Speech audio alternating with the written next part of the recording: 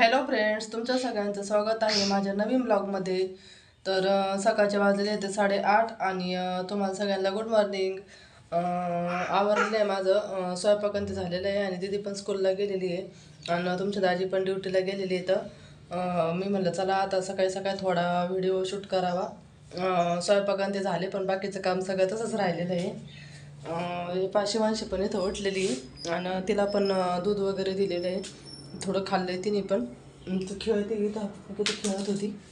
आणि आज आहे ना कालच्यापेक्षा ना जरा ऊन पडले. तर काल काय अजिबातच ऊन नव्हतं, कपड्यांचे काय वाया नव्हते. पण माझे हे ना हे कालचेच कपडे येतं, मला आहे ना आज कपडे धुवायचे अजून. तर असंच करून करून आहे ना जाईन थंडी. आता कमी कमी होईल पण लयच थंडी होती ह्या वर्षी. शिवांशीला पण सर्दी झाली पहा. तिला आता थंडी जायच्या वेळेस सर्दी झाली पहा. नाहीतर याच्या आधी म्हणजे बाहेर आहे ना थंडी होती ना, तर मी तिला आहे ना जाऊनच दिलं नाही. दीदीला जावं लागायचं ट्युशनला स्कूलला, पण आम्ही दोघी जणी घरातच होतो. तिच्या पप्पाला पण ड्युटीला जावं लागायचं आणि दीदीला पण आम्ही दोघी ना अजिबात घरी सुट्टीला गेलो. तिथं गेल्यावर आम्हाला सर्दी झाली थोडी. मलाच झाली होती फक्त, बाकीच्या कोणाला नव्हती झाली. दीदीला होती पहिली आधी इथं. तर तिला मग जावं लागायचं ना, म्हणजे इथं आहे ना म्हणजे दिवस दिसत नव्हता इतकी थंडी राहते.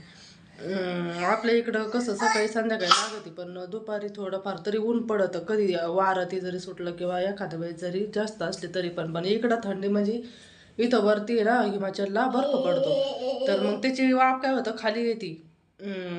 म्हणजे हिमाचल इथं वरती ना, आम्ही इथं खाली चंदीगड सिटी इथं जवळ. म्हणजे तरी पण आम्हाला इथं 2-2.5 तास लागतील जायला चंदीगडला. तर त्याच्या बाहेरच इथं यांचं कॅम्प आहे तर साईडला. तर मग म्हणजे प्लेनला आहे. असे पहाड वगैरे काय नाही, डोंगर बिंगर. तर मग वरती बर्फ किंवा पाऊस बिऊस काही जरी झाला पण मग त्याचं पाणी बर्फाचं इथं खाली येत राहतं. आणि मग इकडं थंडी सुटते, इथं हे होतं थंडी लागते. मग खाली एखाद्याच पाऊस पण होतो.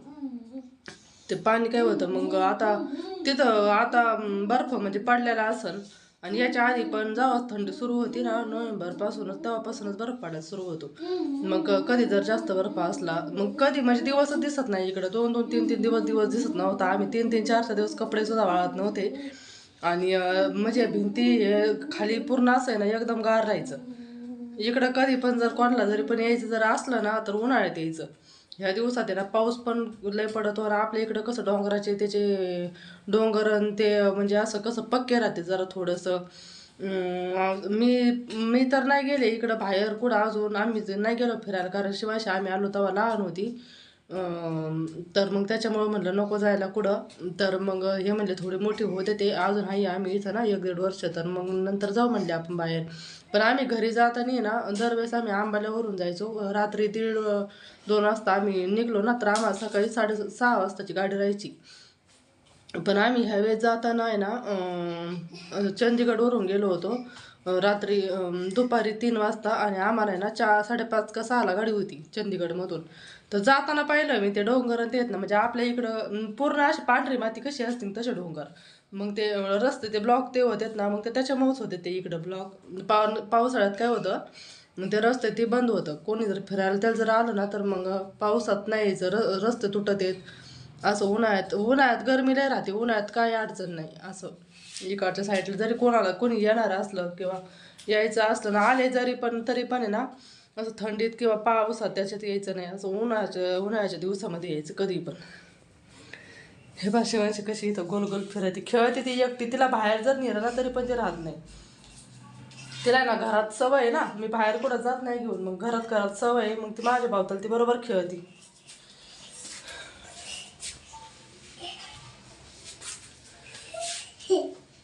शिवांशी हॅलो कर, इकडं पाहून कर हॅलो बाई. गोल गोल फिरती. तर चला आता मी आहे ना कपडे ती धुवून घेते आणि कपडे धुते आणि भांडे घासते. नंतर भेटते तुम्हाला. तर चला मी घेतलेलं आहे माझं काम आणि ते आवरून सगळं. आणि कपडे वगैरे भांडे ते सगळं घरबिरं पुसून सगळं झालेले आहेत ना. आता जेवण करायचं ना, शिवांशी झोपी लावायचं आहे.